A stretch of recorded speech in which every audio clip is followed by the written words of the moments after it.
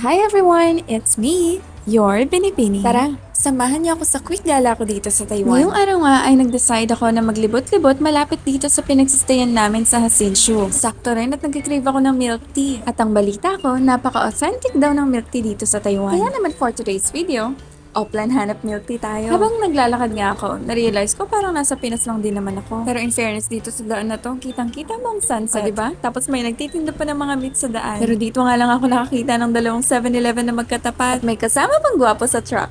Hoy, kalma. Char. At sa paglalakad ko nga ay nakita ko tong Shopee warehouse. May Shopee dito, so ibig sabihin makaka-order pa rin ako sa online. Ang kulang na lang ay yung perang pang order. Charis. Bago nga makabili ng milk tea, ang dami mo pang dadaanan na madidistract ka talaga. Tulad na lang ng mga claw machines na to na makikita mo lang sa gilid ng daan. Parang sa Pinas, kailangan mo pang pumunta ng mall para makapaglaro. Dito guys, sa paglalakad mo, marami kang madadaanan. May kasama nga pala ako at ito, nakakuha siya ng wet wipes. Parang alam ni Lord kung anong kailangan natin. Charis. Pero ang hirap kasi mag-CR dito guys dahil walang tabo. Bukod sa wet wipes, marami kang pwedeng kuhanin. Ayan. May mga pambikini pa nga. Nakakaloka dahil inabutan na kami ng gabi. In fairness, napakaganda ng gabi dito. Parang ako. Char. Huy, kalma. May nadaanan nga kami dito na sobrang curious ako. Hindi ko alam kung mga fireworks ang tinitinda niya. Or yung mga ginagamit ng mga Taiwanese or Chinese maybe. Pero sa mga may alam, comment nyo nga. Sa paglalakad nga namin, ay eto. Lumiwanag ang mga mata namin dahil nakita namin sa Taiwan ang Coco. Shari route pala sa mga kasama ko nagko-Coco sa Pinas. Pero bago kami pumunta sa Coco, nag-decide kami na kumain muna at mag-try ng noodles nila malapit din dito sa Coco. Do you have any noodles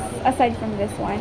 Not only noodle, Only no chicken, egg, okay. other tas add niya.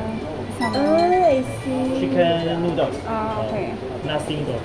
Medyo hirap na ako mag-English doon ah. Ito kasi hindi pwedeng hindi mo aralin ang language nila dahil hindi naman lahat ay kaya magsalita ng English. Pero buti na lang may mga hand gestures at iba pang way para makipag-communicate. Habang hinihintay nga malutong order namin, eto dumiretso na kami sa Coco. Kala ko nga nung una ayaw nila magpa-video pero ang kulit ni Kuya, nag-hype pa talaga. Pansin ko rin dito ay napakalilinis ng mga stores nila. Magaganda at gwapo din ang mga nagtitinda. At ito nga pinatry sa akin ni ate ang bago nilang strawberry milk tea. Nahihiya naman akong tumanggi kaya sige.